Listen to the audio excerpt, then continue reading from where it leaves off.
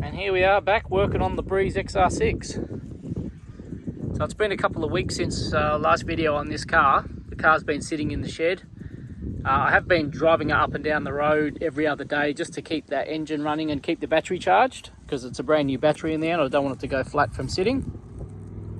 And also over the last week or so, I've managed to source all the parts that I need for the interior. So I found a new back seat, all the ZF knob and assembly bits, and I've gone and got new tyres fitted as well to the wheels. I took the wheels off and took them down to a guy who fitted the tyres for me. So it's got all new 245 40 18s on it all round. So that'll be good for resale and also be good for when we take this thing over the pits as well. Now, before I put all the wheels back on the car after getting them home, I cleaned them all up with some soapy wool pads, steel wool.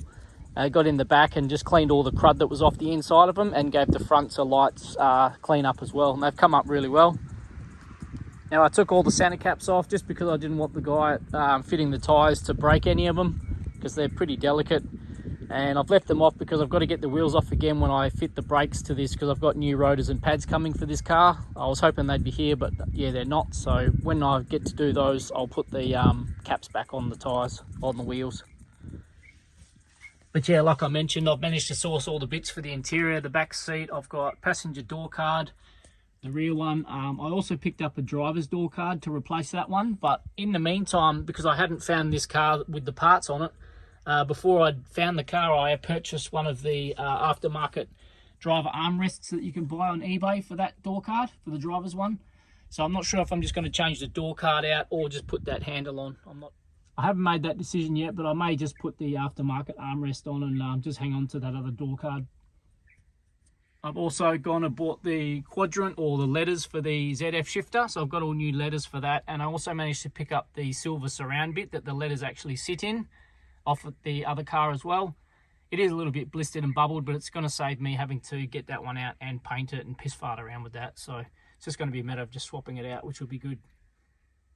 And as I mentioned, picked up another actual ZF knob as well. So I've got the new shifter knob to put in there as well.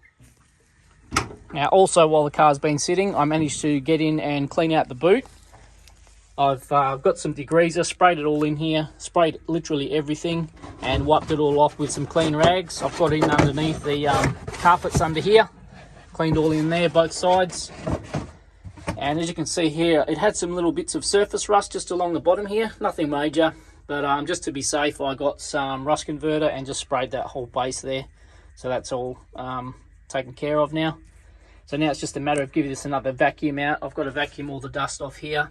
I also picked up a boot carpet off the other car, the wreck that I got the parts from, just because the boot carpet on this one was a bit manky. The one that I got's not fantastic, but I think it's in better condition than the one that was in it, so I grabbed that as well. This car also didn't have a jack in the boot here, so I'll put one of those in. I like to have the jack in and spare wheel and everything how it's supposed to be in here. It's just, yeah, messes with me if it doesn't have all the right bits. And also off the other car, I managed to grab the boot seal. So the rubber on this one was sort of split along one of the edges. I can't remember which one. And I'd pulled that off just knowing that it was manky. I managed to grab the one off the other car as well as all the other bits. So that's pretty handy as well.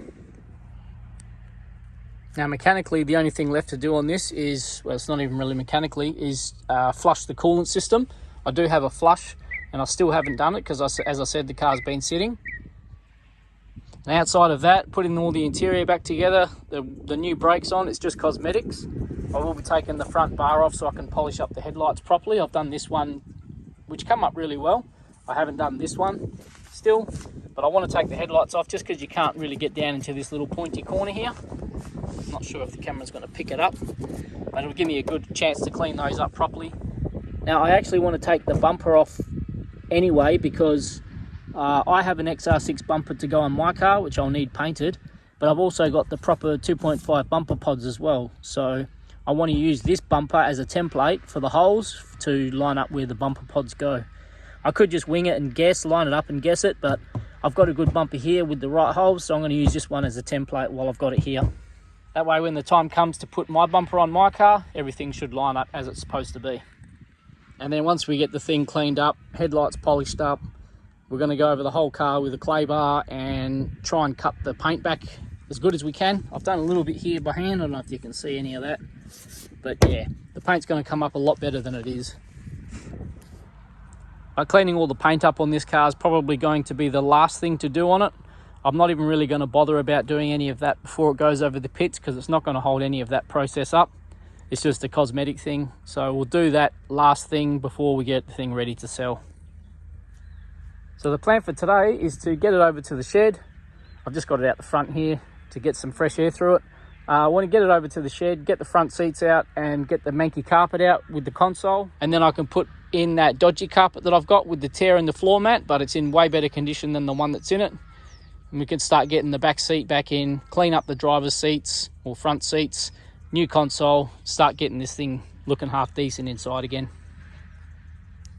All right, let's get this thing over to the shed. Now, as you can see, the steering wheel's on the piss. When you drive along, it's pretty angled like that, but I think I've done that when I changed the when I fixed the ignition barrel on the steering column. What I did is when I pulled the column out, I pulled the shaft out the bottom of the back of the column itself, and I've just shoved it back in. So I think what I might have done is put a few of the teeth on the spline out by quite a bit. So I'm going to have a look at this before I take it over the pits as well, because yeah, that's got nothing to do with the wheel alignment. It's just the steering wheel's on the piss, and I think that's got something to do with that inner shaft coming out when I did the column. So that's something I've got to look at as well. But let's get it over and we'll start getting this feral interior out. Straight into drive, smooth as.